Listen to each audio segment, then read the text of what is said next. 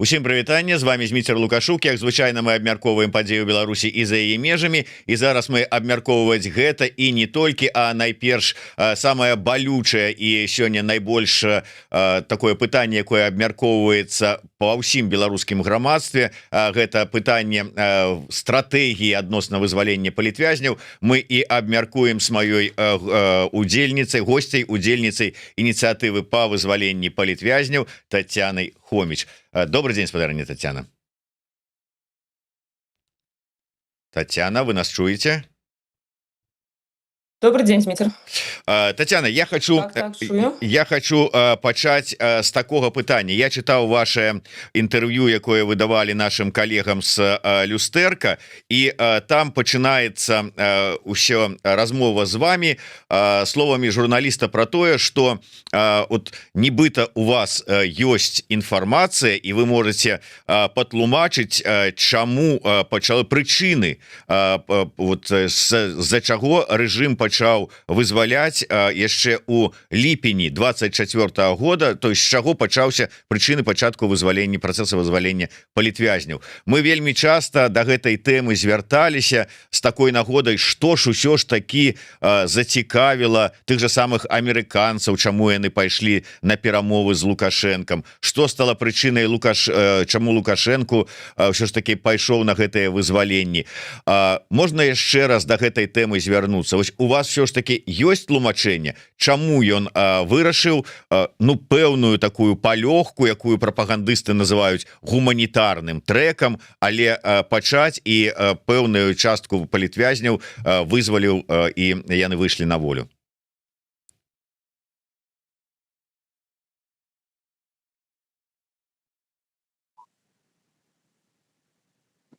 Я думаю, что тут вельмі важна казаць пра змену кантэкста, і гэта пачалося яшчэ і ў мінулым годзе. Ці чуваць мяне? Да, чуваць Мяне?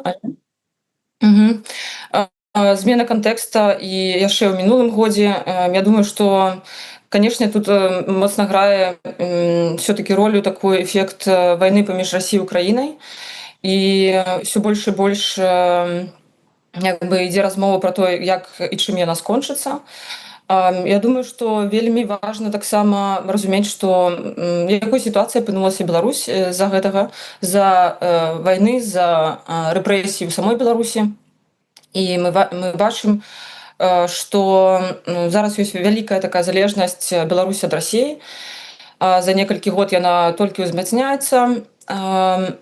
Але я не кажу, што я не лічу, што гэта адбываецца, як мы часта зараз чуем, што гэта такі вялікі ціск, які робіць Захад і Еўропа, Еўразвяз, ЗША на Беларусь. Гэта адбываецца з-за ціску, напрыклад. Так, гэта не утульна, гэта таксама разумеюць у Беларусі, што такая залежнасць яна супервысокая ад Расіі, эканамічная залежнасць. Таксама ёсць страты і суверэнітэту, яны таксама гэта разумеюць. Але такім чынам рэжым можа існаваць яшчэ шмат год, насамрэч. І мы гэта бачылі па розных краінах. Мы гэта бачылі па Ірану, напрыклад. Проста дзесяцігоддзямі краіна існуе пад санкцыямі. Час ад часу з'яўляюцца нейкія перамовы, нейкія санкцыі крыху здымаюцца, потым узмацняюцца, ёсць нейкія там дыпламатычныя кантакты. Мы гэта бачылі таксама і па іншых краінах, па Венесуэле, то ж самае, па Нікарагуа, што ўсё адбываецца такімі волнамі насамрэч, але рэжымы не мяняюцца пад ціскам санкцый. Рэжымы не змяняюцца пад ізаляцыяй.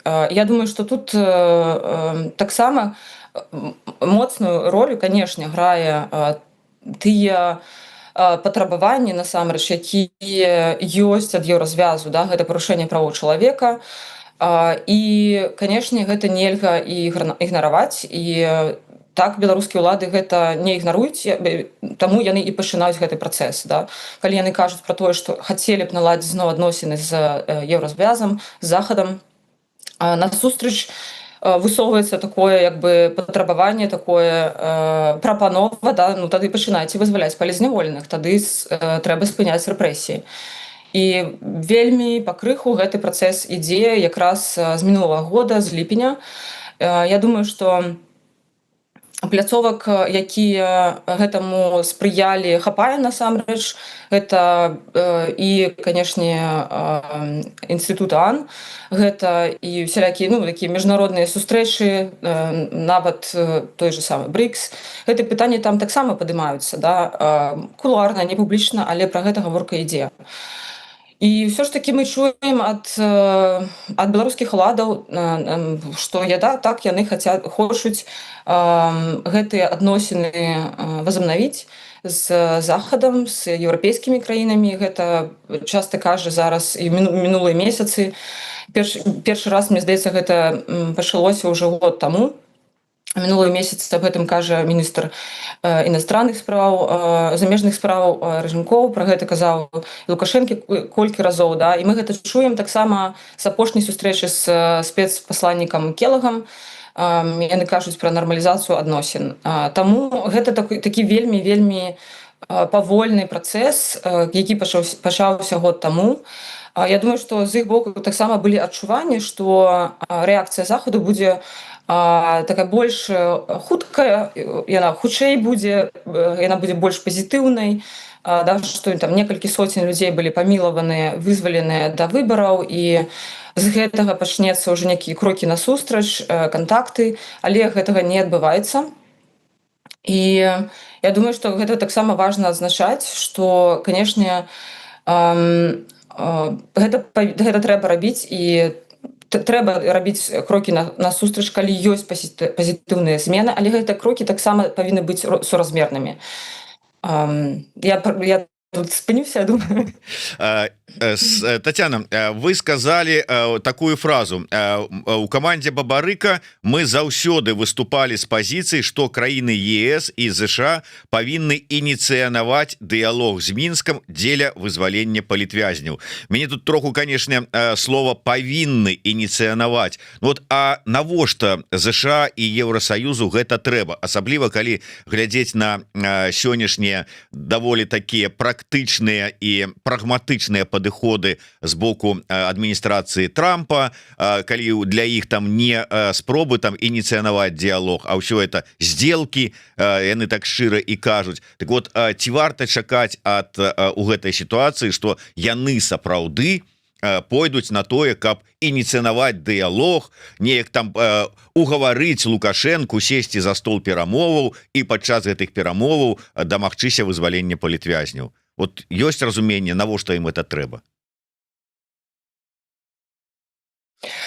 Я думаю, што нам, беларусам, трэба разумець, што мы нікому, акрамя нас саміх, не патрэбныя. Гэта першае, што мы павінны усвядоміць. І заўсёды будуць інтарэсы іншых краін. Я ніколі не займалася дыпламатыяй як такавой, да, але з 2020 года ўсё ж такі моя гэта пастаянная такая праца на стыку дыпламатыі і праваабарончай працы. Насамрэч, сустракалася з вялікай колькасцю ўжо кіраўнікоў краін, да, і правительствамі, і, канешне, трэба разумець, што ніхто не будзе клапаціцца пра нас, ніхто не будзе, заўсёды яны будуць пераследаваць свае інтарэсы. Але ёсць моманты, калі інтарэсы гэтых краінаў, Захаду, США, могуць перасекацца з інтарэсамі Беларусі. І, здаецца, зараз якраз гэты самы момант, калі США вырашылі крыху здаецца, пад іншым вуглом паглядзець на Беларусь як частку бяспекі ў рэгіёне. І, канешне, мне здаецца, гэта трэба ўлічваць, што гэта не першы прыярытэт на павесцы, але сярод такіх як бы кропак да дальнейшых і кантактаў, да, з'яўляецца якраз патрабаванне ці нейкія умовы па вызваленню палітвязняў. Да, гэта пачалося з грамадзян ЗША, мы ўжо бачылі некалькі месяцаў таму. Таксама гэта грамадзяне еўразвязу, але ёсць і беларускія палізняволеныя. Я нагадаю, што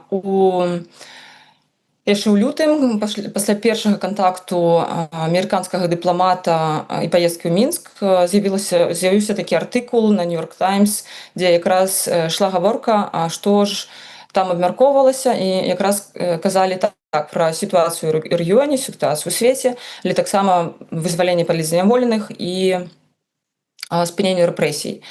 І сярод іншых там крокаў гэта было таксама шла гаворка пра зніжэнне санкцый у адносінах да Беларусі. Казалі і пра фінансавыя, банкаўскія і калійныя санкцыі. І я лічу, што гэта той самы момант, якраз пра тое, што я казала раней, калі для нас гэтыя інтарэсы па вызваленню людзей, гэта тое, што з'яўляецца і дэмсіламі, гэта з'яўляецца прыярытэтам, гэта магчымасць якраз дасягнуць гэтай мэты для беларусаў. І я думаю, што таксама магчыма, тут я вельмі згодная насамрэч з Паўлам Мацукевічам.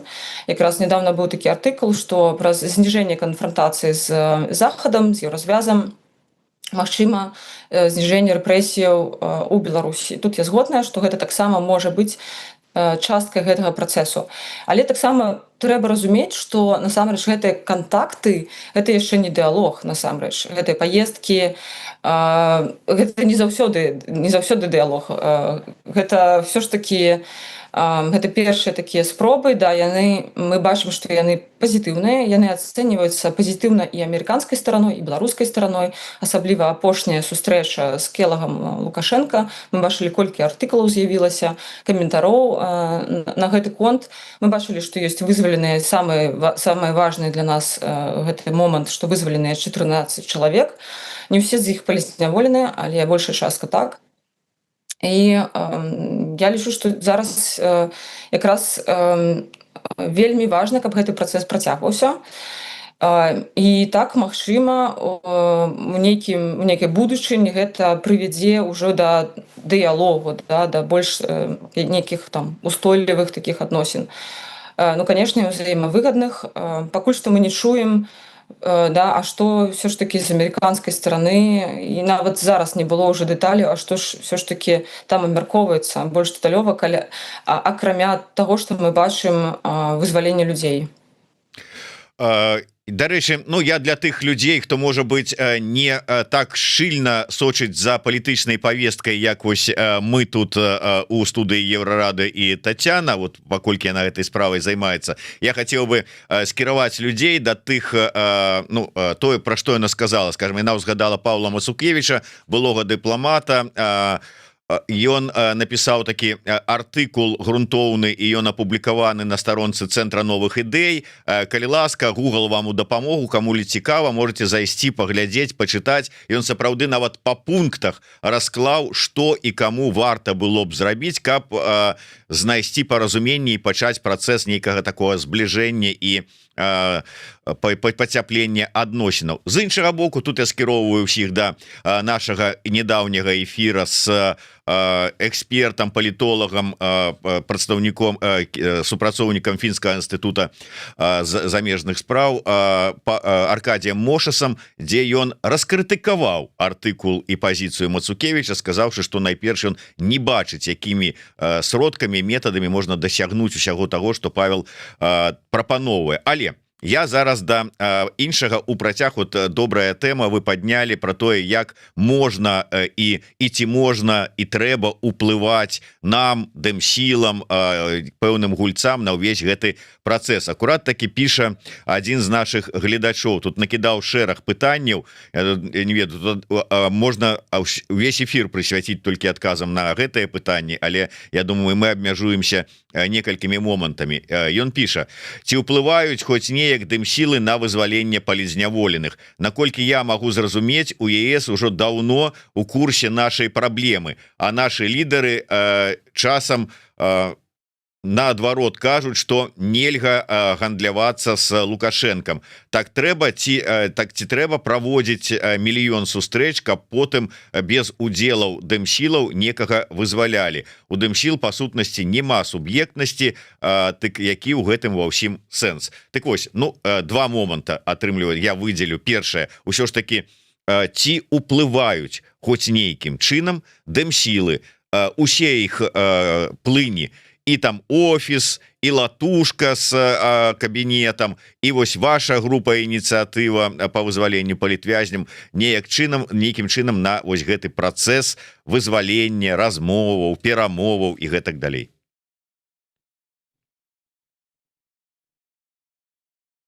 Я думаю, что тут есть такие разные баки, есть разные пытания.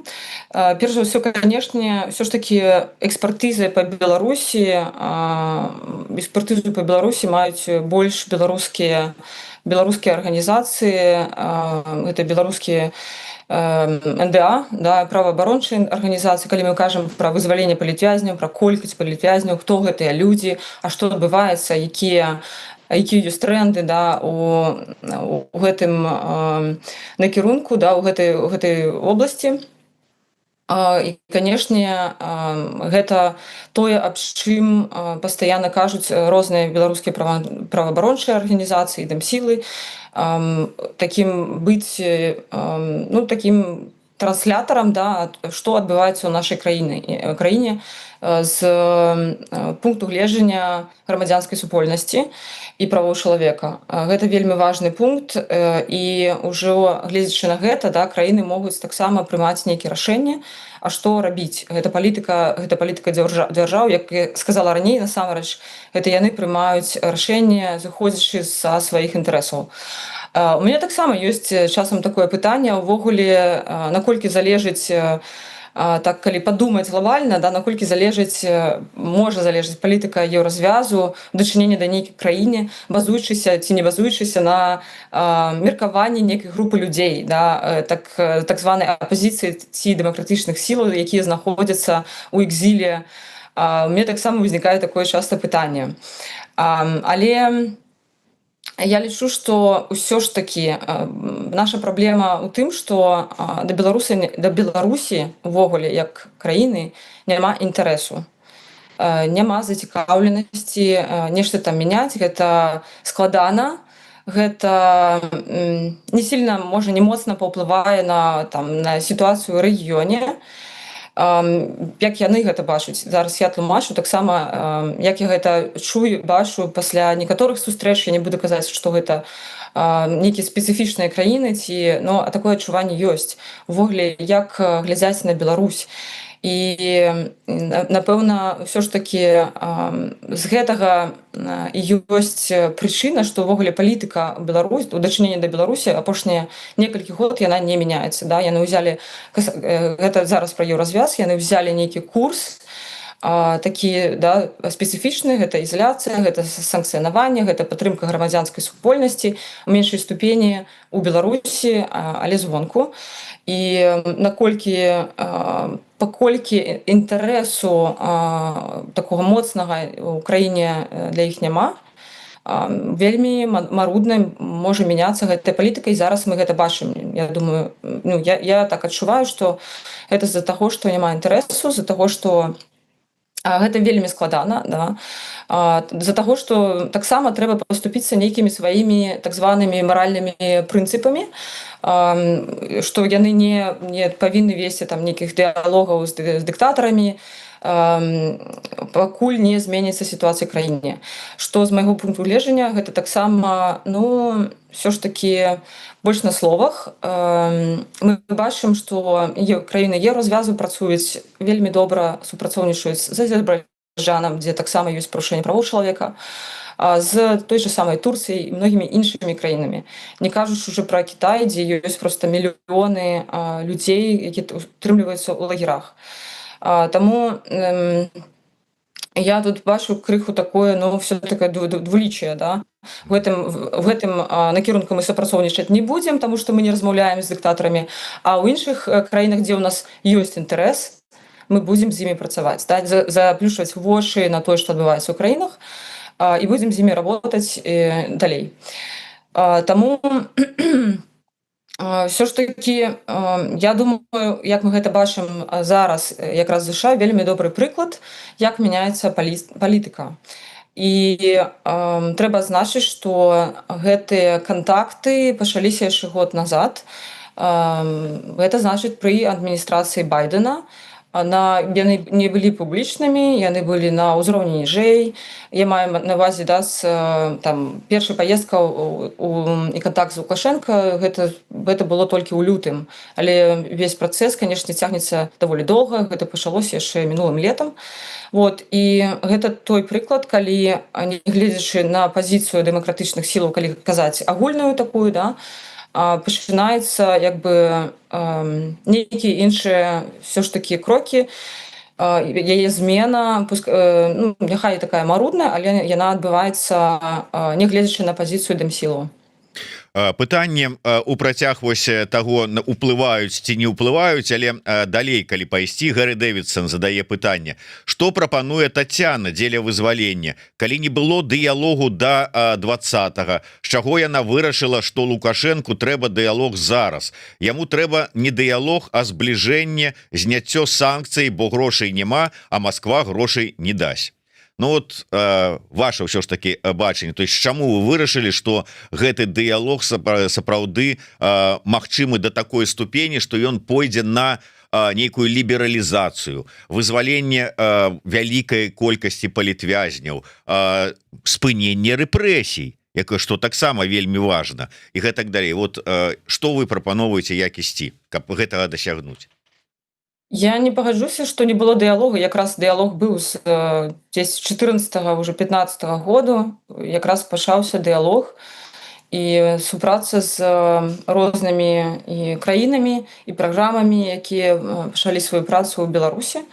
Так што трэба нагадаць, што якраз апошнія санкцыі былі зняты з Беларусі, апошнія палізняволеныя, вызваленыя, якраз Мікола Статкевіч быў сярод іх, былі вызвалены ў 15-м годзе, там за пару месяцаў да прэзідэнцкіх выбараў.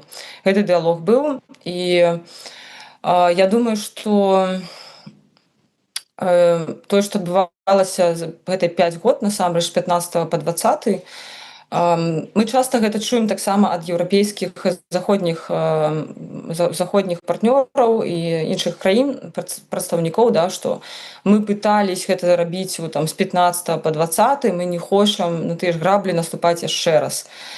І насамрэч, мне здаецца, якраз і вынік такі для іх, што нічога не атрымалася.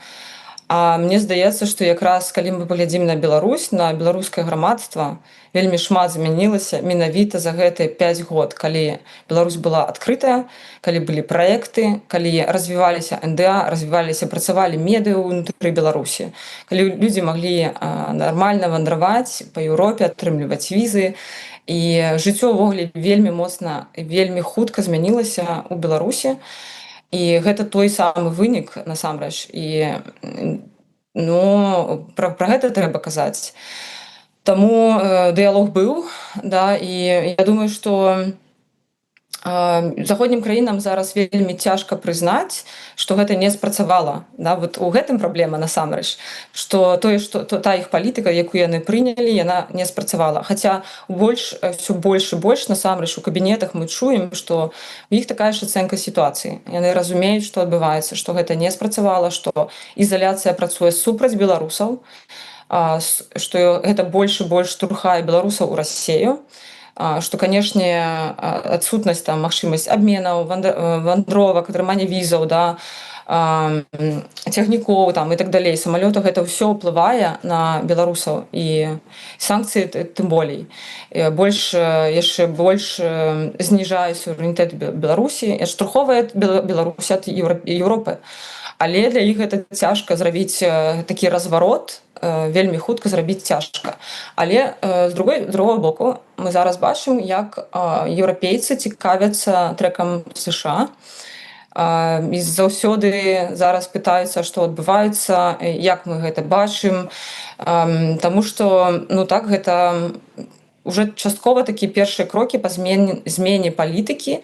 Раней гэта была агульная палітыка захаду, да, і ЗША, і еўразвязу, яна не адрознівалася. А зараз ёсць такая змена, і ЗША ідзе ў фарватары гэтых зменаў. Канешне, яны цікавяцца, што будзе далей. Была і крытыка, быў такі скепсіс, што ўвогуле нічога не атрымаецца. Яшчэ, скажу, нават месяц таму, буквально там за тыдзень да вызвалення Сергея Ціхановскага, мы все разумеем, да, што гэта вельмі важны крок. Для беларусаў гэта такі, такі тумблер, я б сказала, які кажа, што гэта было раней, мы думалі, што гэта немагчыма, што такія вядомыя палізняволеныя выйдуць у апошнюю чаргу. Не, гэта магчыма.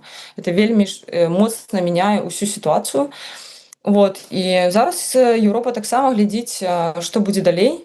Ім крыху страшнавата самім дзейнічаць першымі, таму што ёсць гэта такая высокая маральная пазіцыя не размаўляць з дыктатарамі, але, як я ўжо сказала, я лічу, што гэта все ж такі такое двойственнае. Вось, дарэчы, можа быць, не да тэмы, але цікавяцца і сапраўды цікава, ці ёсць у вас бачанне, адказ на гэтае пытанне. Ці ёсць у Таццяны меркаванне наконт таго, чаму рэжым адпусціў менавіта Сергея Ціхановскага, чаму не Віктара Бабарыку альбо Марыю Калеснікаву? Я лічу, што мне здаецца, пра Сергея ўвогуле і нават сама прапаганда, яны казалі, што ён будзе самым апошнім. Да, Воскресенскі казаў это яшчэ там пэўны час таму. Да, што гэта, разумееце, увогуле, чаму пачалі выпускаць палітвязню, я сказала адну частку, але я таксама лічу, што таму што яны адчуваюць такую упэўненасць у сабе, і яны могуць пачаць гэты працэс. Это не хутка, да, але гэта адбываецца, што яны ўжо кантралююць грамадства, каго трэба пакідаюць у краіне, каго не трэба ім, да, каму там больш адчуваюць, можа быць, пагроза ад людзей, яны такіх людзей вывозяць. Яны проста могуць сабе гэта дазволіць, таму што адчуваюць упэўненасць. І вызваленне Сергея таксама такі, гэта цяжалавес, да, вельмі такі моцны крок. Яны могуць гэта паказаць, што так яны могуць рабіць і такія крокі. Так это з выездам за мяжу. Магчыма, я таксама, канешне, чула гэтыя разважанні, што это неяк там паўплываць на дэмсілы знутры там і так далей, разбурыць, магчыма, і так. Логіка тут можа быць абсалютна разная.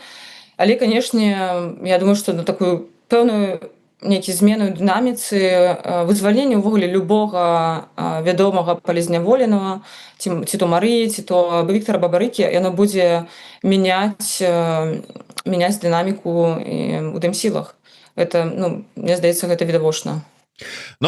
Я таксама чуў такое меркаванне, што Сергея Ціхановскага Лукашенко адпусціў толькі, нават, можа быць, яму там не абяцалі там зняць нейкія санкцыі ці яшчэ што-нибудь, а толькі за тое, што ён атрымаў магчымасць паабдымацца, павітацца, патрымацца за руку у Кіта Ўсё ж таки цэлы такі прадстаўнік ЗША паказаць, што тут такія людзі прыязджаюць.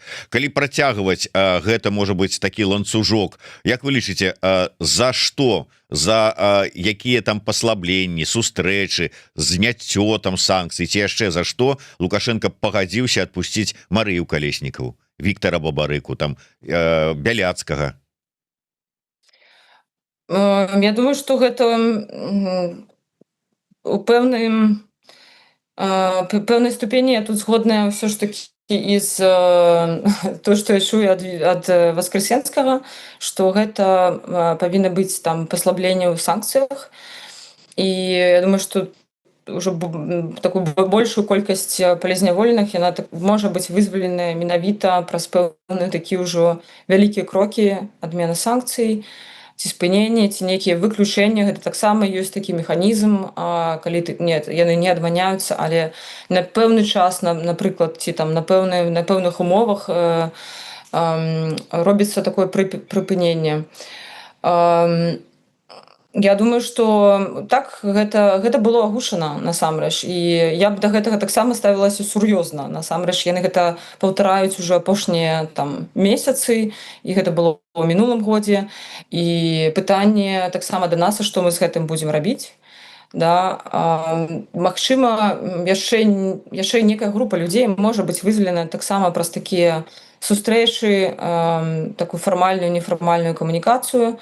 Гэта магчыма, але трэба разумець, што з такой колькасцю сотнямі людзей так гаворка нейкі час павінна ісці пра паслабленне санкцыяў.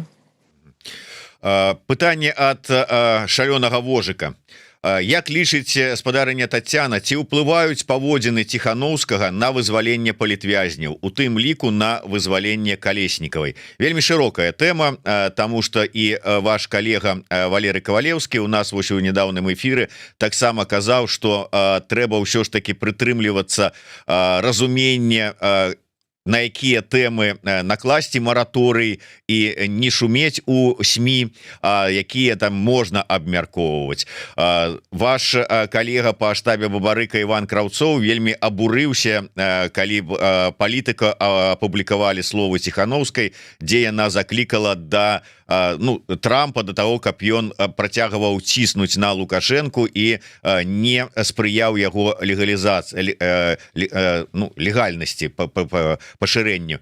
Ён нават там вельмі так жорстка выказаўся, там ледзь не абвінаваціў яе ў двудушнасці і гэтак далей. Ну але вот як вы лічыце, вот як ваше стаўленне да гэтага пытання, і калі вы чуеце такія рэзкія выказванні, што ад Ціханаўскага Сергея, што ад Святланы, што ад Латушкі, там пра Гаагу і ўсё астатняе, вот што вы, якія у вас уражанні, сыходзячы з той пазіцыі, якую вы займаеце? Мяне гэта таксама абурае, і рэакцыя была такая ж самая, што в прынцыпе мы ўвідзелі, мы бачылі, як спрацаваў такі, скажем так, механізм, нейкі трэк, да, што стала прычынай, што стала вынікам. Вынік гэта вызванілі людзей, да, была такая сустрэча, магчыма, гэта і быў такі, да, крок, як бы той самы дзіл, пра які вы казалі раней. І чаму іншыя сем'і, чаму іншыя палізняволены не могуць выйсці такім жа чынам, насамрэч, гэта для мяне таксама пытанне. Калі гэта адбылося з Сергеем Ціханаўскім, а што пра іншых? І так, я лічу, што зараз я згодная насамрэч з мараторыем, калі гэта магчыма, але мы бачым, што людзі не прыслухоўваюцца да гэтага, і таксама мяне гэта абурае.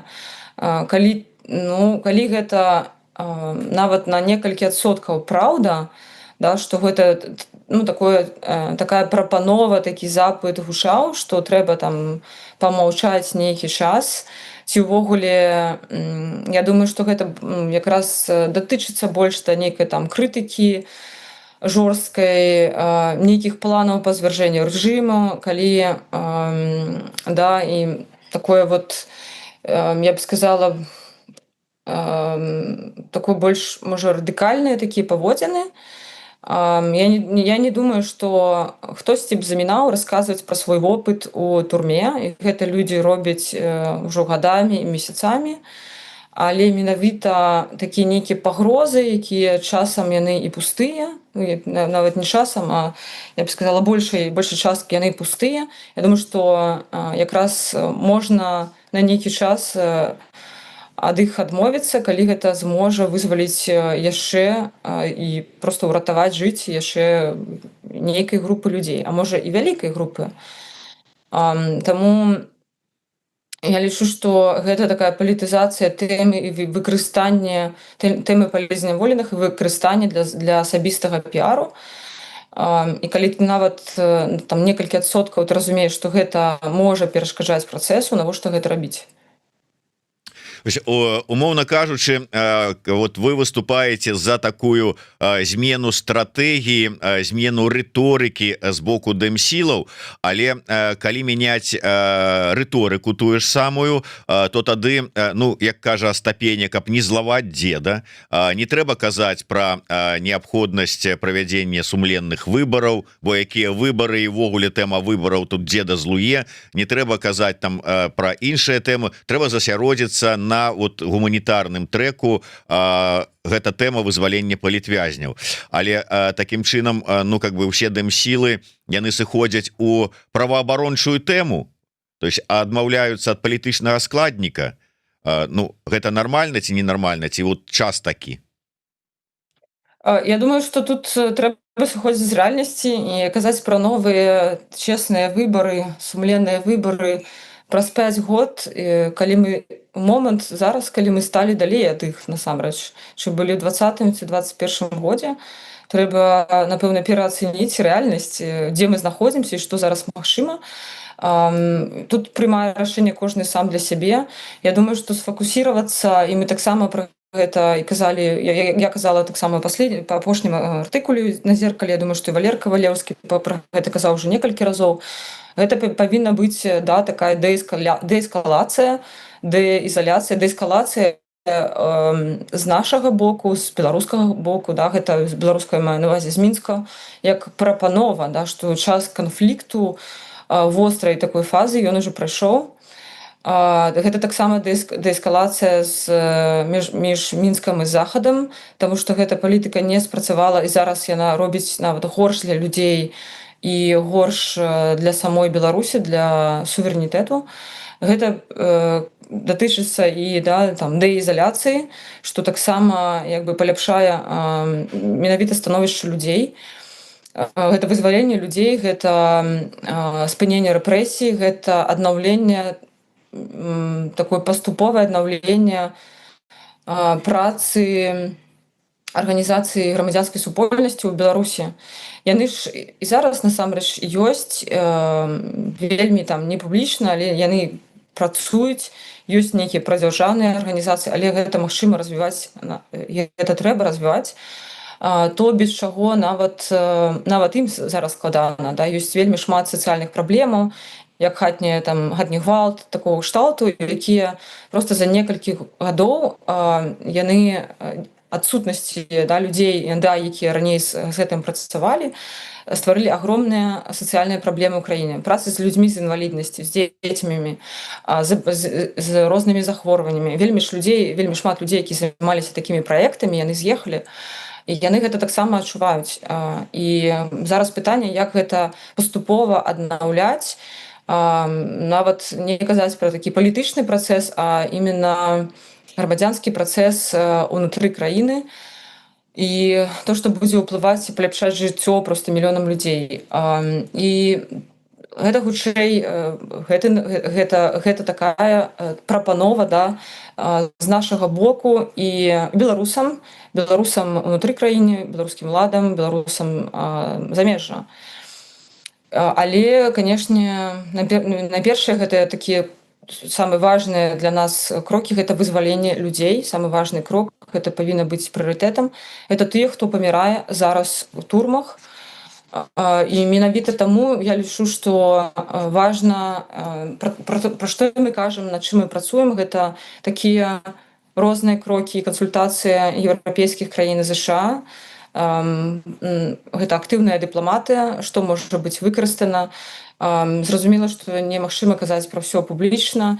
Так, гэта камунікацыя, як і калі і дзе трэба рэагаваць, і што можа быць, якія наступныя крокі могуць зрабіць заходнія краіны для вызвалення палізняволеных.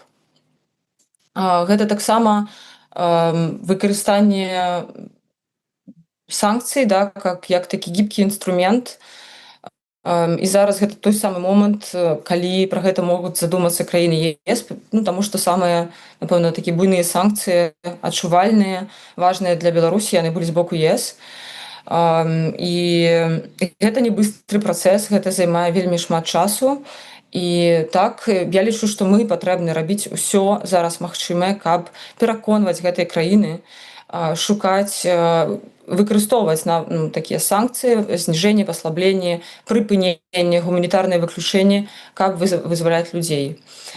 Ёсць розныя праблемы, канешне, паміж Беларусю і Захадам, гэтай праблемы міграцыі і санкцыі за самалёт, і сама сітуацыя, што няма флайтбайн над Беларусю, да, і гэта таксама санкцыі, за вайну, але ёсць такія вобласці, дзе супрацоўніцтва і такі кантакты ідэалогіі яны магчымыя хаця б на экспертным уровні, якія потым увогуле будуць прыводзіць менавіта да эскалацыі, да спынення рэпрэсій, да вызвалення большай колькасці людзей.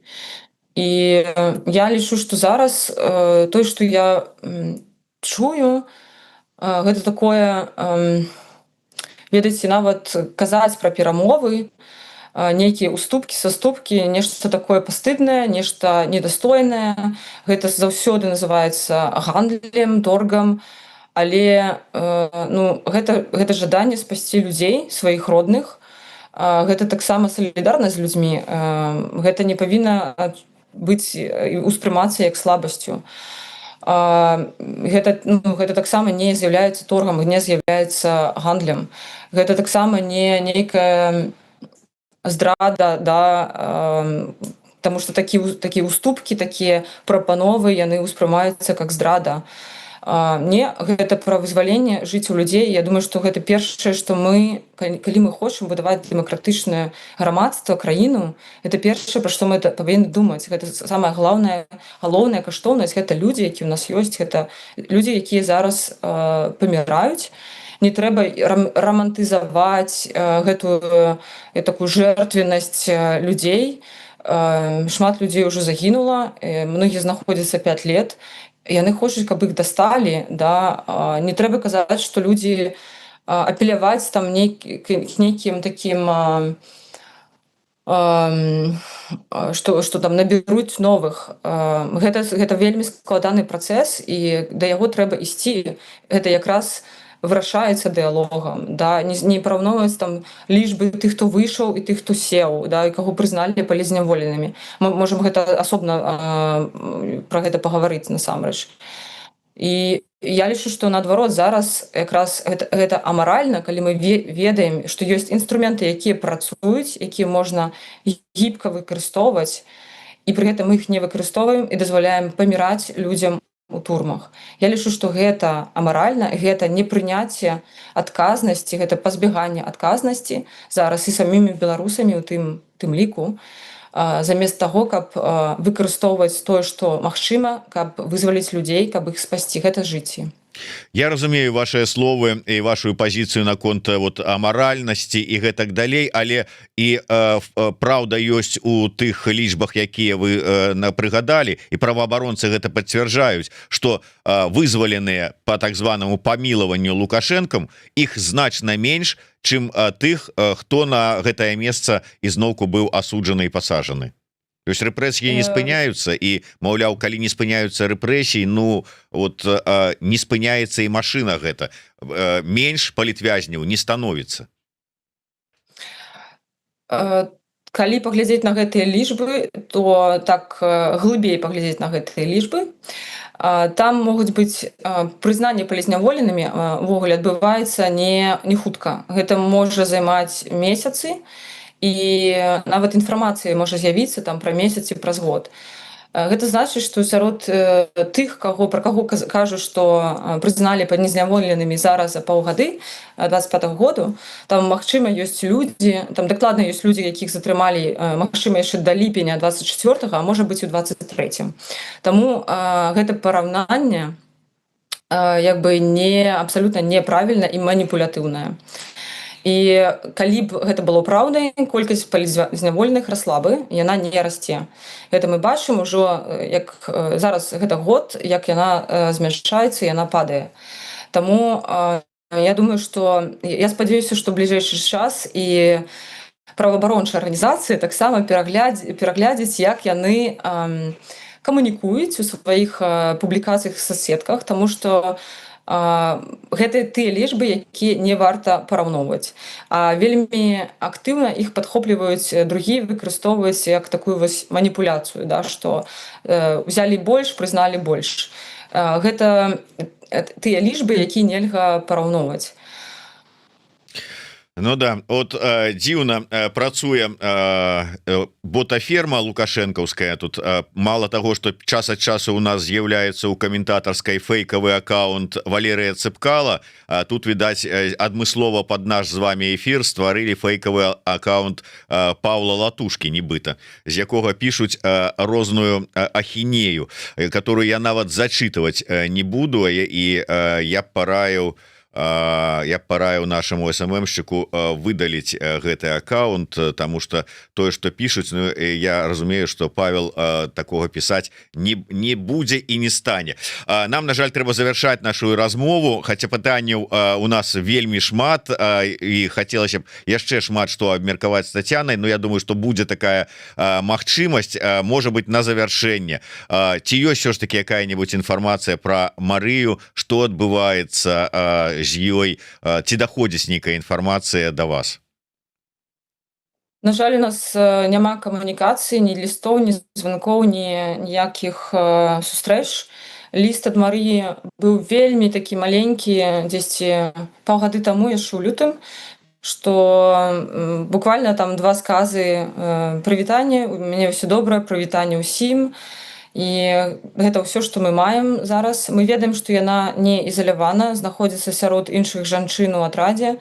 І ўсё ж такі я спадзяюся, што гэта не зменіцца, таму што я лічу, што гэта вельмі важная змена, якая адбылася ў лістападзе, што ею спынілі гэтую ізаляцыю, утрыманне ў ПКТ, і Маша хаця б можа знаходзіцца сярод іншых жанчын. У ёй крыху лепшае пытанне, харчаванне, крыху лепшыя медыкаменты, меддапамога, чым гэта было ў ізаляцыі. Ну, гэта таксама добра. У нас няма перадач, у нас няма, на жаль, там дадатковай магчымасці перадаць ежы, вопратку, але яны бачна, што мінімальна падтрымліваюць яе, хаця б Марыя не галадае. Ну и на завершение коротко, ўсё ж таки асноўныя ваши сустрэчы і візіты гэта Европа, еўрапейскія палітыкі, хоць і ЗША таксама здараецца. Я ведаю, что на наступным тыдні Валерый Кавалеўскі будзе у Вашынгтоне, таксама ладзіць шэраг сустрэчаў, не ведаю, з вами, не з вами, ну прынамсі пра яго ведаю. Але ці чуюць вас еўрапейскія палітыкі, як адгукаюцца на ваше слово?